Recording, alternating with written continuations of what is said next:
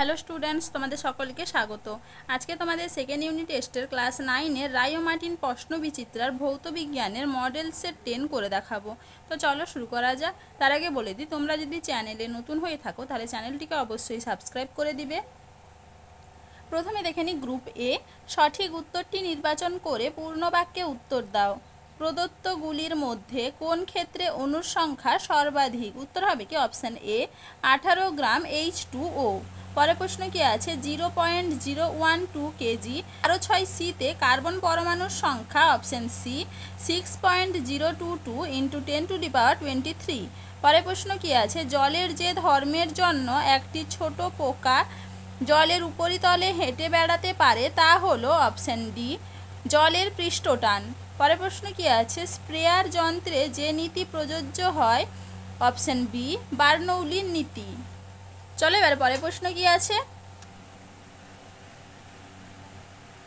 প্রদত্ত কোন দ্রবণের ক্ষেত্রে টিন্ডাল প্রভাব দেখা যায়? উত্তর হবে কি অপশান ডি স্টার্চ দ্রবণ। পরের প্রশ্ন কি আছে? প্রদত্ত কোনটি একাধিক অ্যাসিড লবণ গঠন করবে? উত্তর হবে কি অপশান বি H3PO4।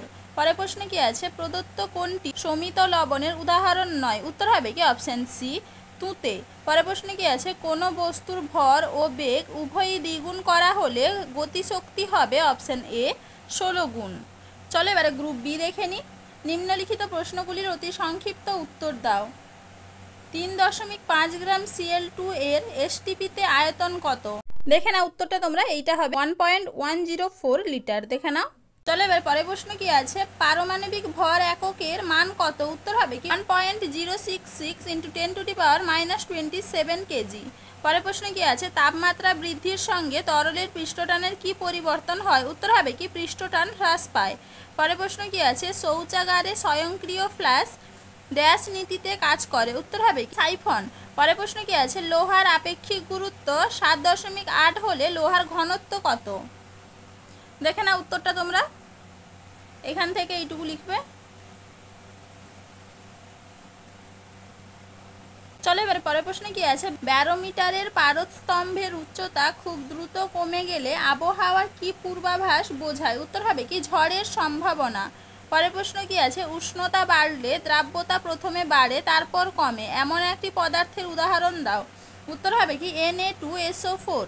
পরের প্রশ্ন কি আছে? কোন ধাতু লঘু নাইট্রিক অ্যাসিডের সঙ্গে বিক্রিয়া করে এবং H2 উৎপন্ন করে? উত্তর হবে কি Mg। পরের প্রশ্ন কি আছে? শূন্যস্থান পূরণ করো। ক্ষারীয় দ্রবণে মিথাইল অরেঞ্জের বর্ণ ড্যাশ? উত্তর হবে কি হলুদ। পরের প্রশ্ন কি আছে? সত্য বা মিথ্যা লেখো। শক্তি একটি ভেক্টর রাশি, এটা হবে কি মিথ্যা।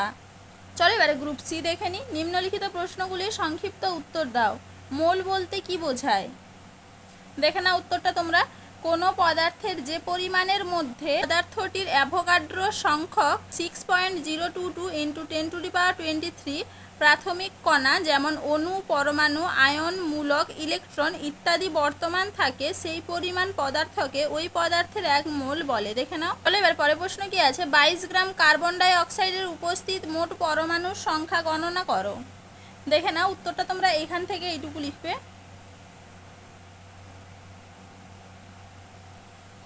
চলো এবার পরের প্রশ্ন কি আছে? 20 ডিগ্রি সেলসিয়াস তাপমাত্রায় জলে KNO3 এর দ্রাব্যতা 30 বলতে কি বোঝায়?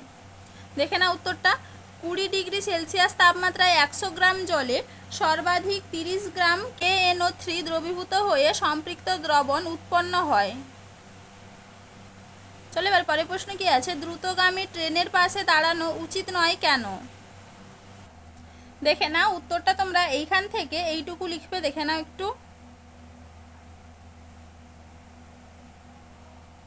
চলো এবারে পরের প্রশ্ন কি আছে? একটি স্প্রিং এর নিচের প্রান্ত থেকে 10 কেজি ওজন ঝুলিয়ে দিলে স্প্রিং এর দৈর্ঘ্য 7 সেমি বৃদ্ধি পায়। স্প্রিং এর বল ধ্রুবক নির্ণয় করো। দেখে না উত্তরটা।